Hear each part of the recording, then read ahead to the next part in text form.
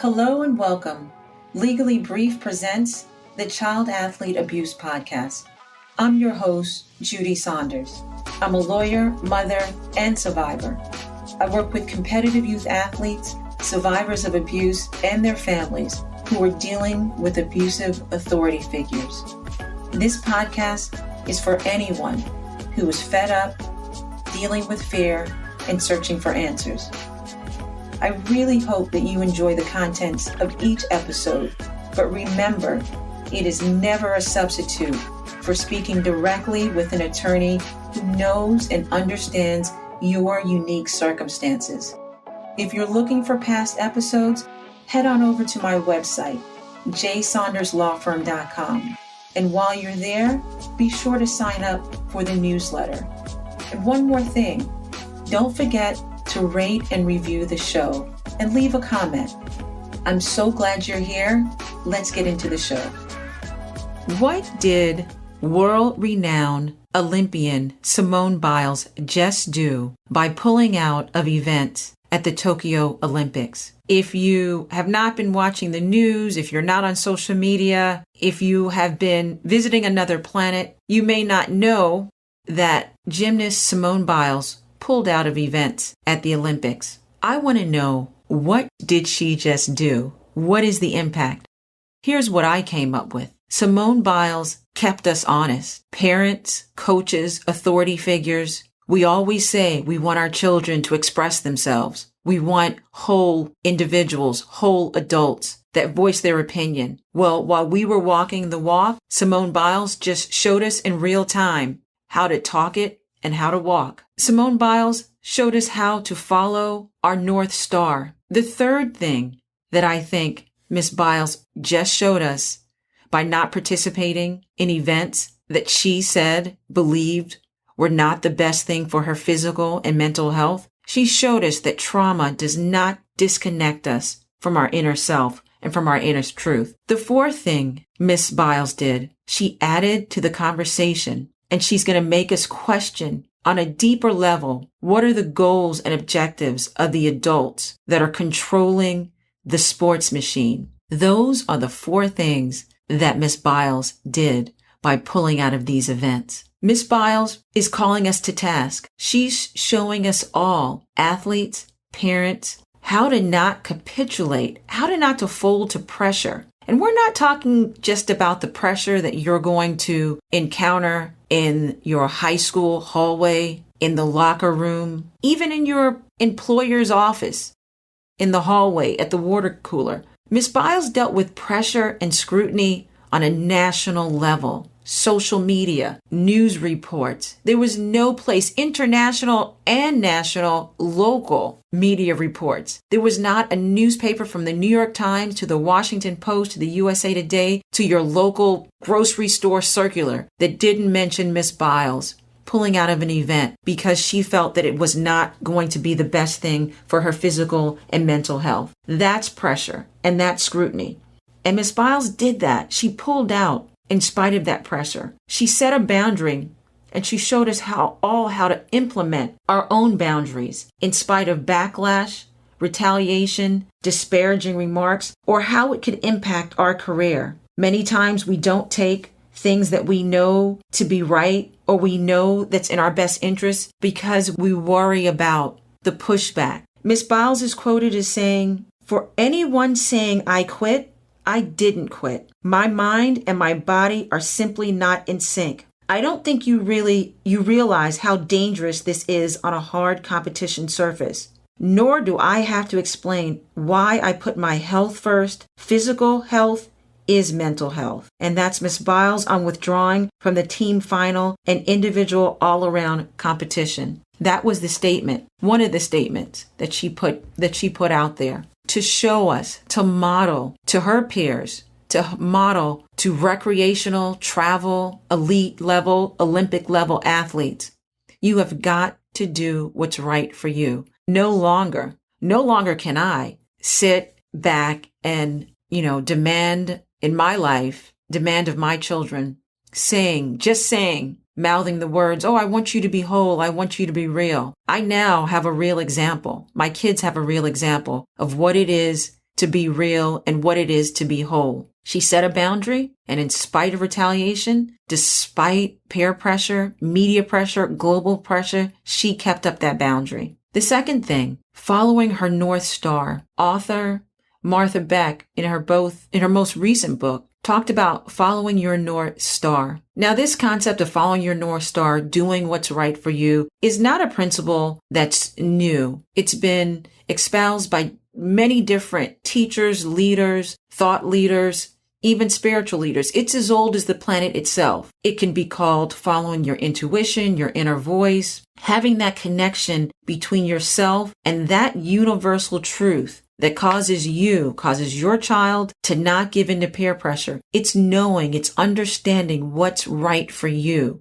It's feeling that inner knowing and following it. That North Star and what we saw Miss Biles do, when you're connected to it, it's the guide that will lead you to and let only you know what's the best it could be if you're trying to decide a career, a certain educational path to pursue, if you're talking about your life partners or a business venture. It's that intuition. Yes, you may have facts, outward facts that you're evaluating, and you should. You may also seek out the advice of mentors, individuals that you can trust. If you have a parent that you trust, you can seek that out. But at the end of the day, you have to circle back and you have to know what your North Star is, because what's right for me may not always be right for what's right for someone else. Even someone as close to us as our family members. You may be giving advice to a family member or a child, and that may not be what's right for them, their North Star, what comports and what aligns with their intuition. It's the concept of how we know that we're acting, and I've spoken about this before, being in integrity with yourself. In a prior podcast with Olympian Catherine Starr, we talked about being in integrity, how athletes have to be in integrity with themselves, both in their career and in life. I refer to it, and I've experienced it, it's being in alignment with your values. And when you're in that alignment, then you know you have that balance and that knowing when your health, both your physical and your mental health, are in sync. You may also hear this concept referred to as your inner voice, your inner child speaking to you. Being connected to that inner voice and following it, that is more valuable. That being in alignment with yourself is more valuable than silver, than gold, than money. Having that connection to your intuition and your North Star, it's what keeps you connected. It's what keeps you on track, pursuing your health, your happiness, and that will bring you wealth. That is on my level, at my deepest level, that is my wish for the people that I love most that are in my world. That's my wish for my own children, that they are connected, they hear, they know the sound of their inner voice and they follow it, that they not be cut off for too long, that they not be severed. You can never be forever severed by your North Star. Yes, there are things such as trauma, childhood trauma later in your life, sexual abuse, cruelty. It could be cruelty early in your life, maybe by a parent, maybe by someone that you trust. That can momentarily cut you off from that inner knowing and cause you to believe whatever the circumstances that brought about the cruelty, cause you to believe disparaging remarks about yourself. But it never leaves you. Your North Star never leaves you. It's that universal truth that was born inside you and placed inside of you by whomever you believe to be your highest power. Some people call it God. Some people call it Allah. Some people just refer to it as the universe. But that is never completely cut off. Trauma will sever it, but not cut it off. When I started to understand this crucial importance of being connected and reconnecting to that intuition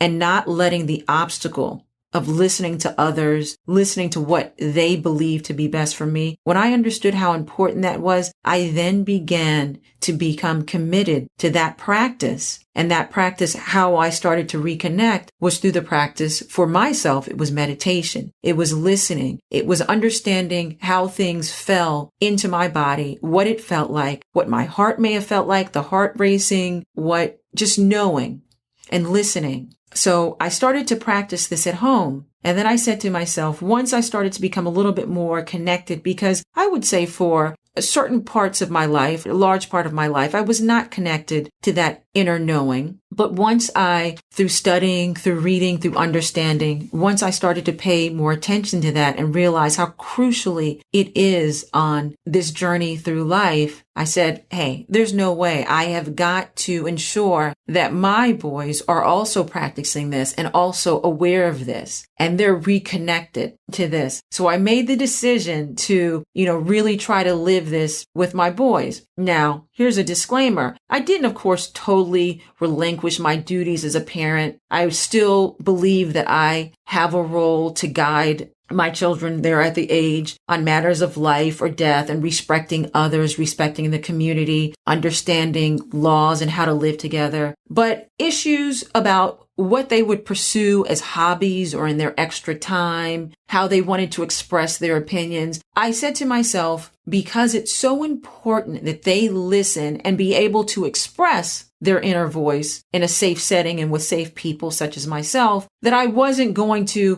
punish them if their opinions differed from mine, or they could be free to express themselves without kind of pushback from me. So I announced this to my sons, that their opinions are welcomed, and that I wanted to understand more about what they believed their inner truth was and where their North Star and their path in life was. My mantra at the time that I would repeat to myself when I was practicing this early on was that, our children, it's that saying that our children are not our own. They just come through us. They don't belong to us. So that was the practice. Now, my youngest son, I've talked about him before. He is fun. And he wasted no time with taking me to task on my new practice. And so, for example, I remember in particular, and aren't our children our best teachers? So I was pressing him to go to a gathering. I think it was a family gathering or some type of gathering. And, in my mind, it was very important. We were going to dress up. We were going to put on, a facade, so to speak, and we were going to go. Well, he was very cool on the idea. And he wasted no time telling me that he didn't want to go, that this was not in line with his North Star or his intuition, whatever I was calling it at that time. And I caught myself. Now, previously, before my practice, I would have unwrapped my tools to get my kids to comport to what I wanted. And maybe I would have threatened to take his iPhone or some other consequence. But he quickly reminded me that he was following his intuition and the gathering did not work for him. Hey, I had to take his lead because I realized that what was at stake was really these little micro disconnections. I didn't want to be the person that pecked away and caused him to be an obstacle to listening what was best for him in these smaller situations. So I had to push back because I want my son, I want all of us to cultivate what we saw Miss Biles just model for us, to follow intuition, to do what's in line for your personal mental health. Hey, look, Miss Biles pulling out of those events, maybe that wasn't best for the United States of America before the medal count. Maybe it wasn't best for the team at the time, but that's not what she was showing us. She was showing us that it was not aligned with herself, with her athlete, with her athleticism, and what she needed to stay healthy. I thank her for that. We were also saw, and a lesson from what Miss Biles just did, is that trauma doesn't disconnect us forever from our inner self, from that intuition. It is my position from the work that I've done that what cuts us off as adults, what cuts our children off from the ability to see danger, to understand danger, and to even talk ourselves into situations that feel wrong is trauma. When we go through trauma at an early age or at any stage, we then doubt our core. We doubt our inner knowing. We set it aside. We put it to the side, and we then allow others to step into that sacred place. We allow, maybe it's a teacher, maybe it's a coach, some other authority figure, a parent, an uncle, a guardian, we allow those individuals to step in and we let their voice, in the case of trauma, it's going to be a negative voice. We let that voice guide us. You're not good enough. You suck. You're horrible. You're ugly. You don't try hard enough. You're stupid. I knew you would never make it. Whatever that negative voice that is the voice of the abusive authority figure, that then takes the substitution of our inner voice. And we begin to follow that voice and we begin to make decisions that's horrible for us. But at some point, the body and the mind can't live like that. And that's why so many times I've seen individuals that I've worked with, they turn to substance abuse because they have to continue to numb their inner knowing. And they also have to cope with the fact that they are listening to these negative voices, maybe negative voices of individuals that have abused them. But here's the good news. Now, I don't know if this was the case with Miss Biles, but we do know that she did sustain sexual abuse. And what we saw, however, is that in spite of sexual abuse, she did exercise and she did act in alignment with what was best with her. So that shows that we're never truly disconnected, regardless of past trauma. You can find and you can reconnect with what's right for you. Trauma may temporarily disconnect us and cause us to be out of alignment, cause others to take advantage of us, but it won't last forever. Finally, this is what I saw Miss Biles do. She added to the conversation where we have to continue to question on a new level, what are the goals? What are the objectives of the adults that are controlling the sports machine, the athletic industry? Parents and kids begin in recreational leagues, travel sports with the objectives such as friendship, physical conditioning, wanting to teach your children discipline, how to set it and achieve a goal. That was why I put my kids in sports. And I know that's why the majority of us, we may have loved sports ourselves. And you can remember that when you set out, nothing made you happier to be outside on a field with grass, running around with your friends after practice, going to events together, going out to get ices or ice cream with your friends or your team. You got some physical conditioning. You work together. Those are amazing goals. And that's why we started out. In the work that I do in representing competitive athletes, I've seen these goals get perverted. And at some point, for some reason, there's a confusion. They no longer, the goals of friendship, of discipline, they change. It could be a result of maybe parents are confused about what they truly want, and maybe they're projecting that on a child. It could also be that these goals are perverted because an abusive authority figure begins to groom a parent and a child, and that results in mental and physical harm. Or maybe it's the athlete themselves that at some point start out with these lofty, positive goals, but through the journey of their athletic career, they become out of line with themselves. They no longer maybe are listening to their inner voice. They don't know any longer what they're searching for, what they're trying to reach for. And that can cause mental pain and mental anguish. There's a statistics that says that Olympians, as compared to other athletes, have a high rate of suicide. And that's a sad statistic because these men and these women, the time and the energy and the commitment that they put forward, it doesn't warrant them having to harm themselves. It doesn't warrant them having to be disconnected. And that's what we want to stop. And that's why I was so excited when I saw what Miss Biles was doing. And that's why I asked this question to all of you. What did you think was doing? What did you think? What did you feel? Or the athlete sitting next to you, your son and your daughter?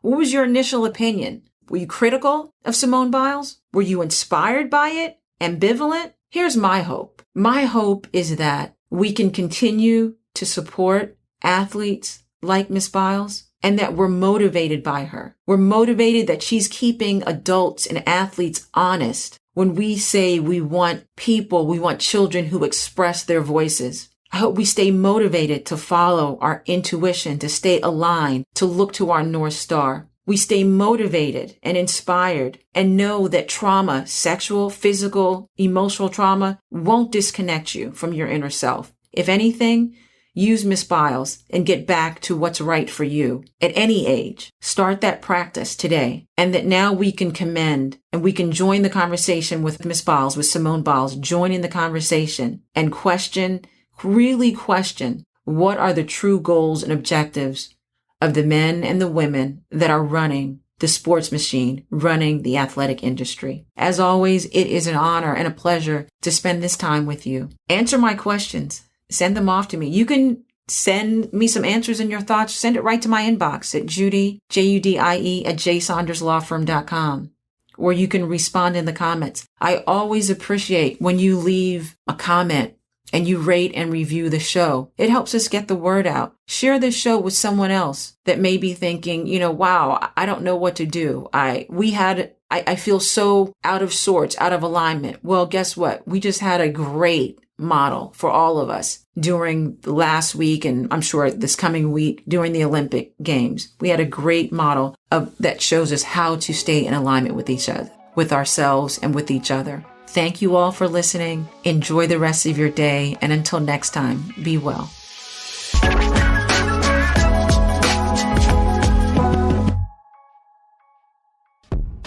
All information and content in this podcast is provided for entertainment purposes only. Nothing in this podcast shall constitute legal advice and shall not create an attorney-client relationship. This information is general and may not be applicable to your particular circumstances. You should review your particular circumstances with an attorney. All liability with respect to actions taken or not taken based on the contents of this podcast is hereby expressly disclaimed.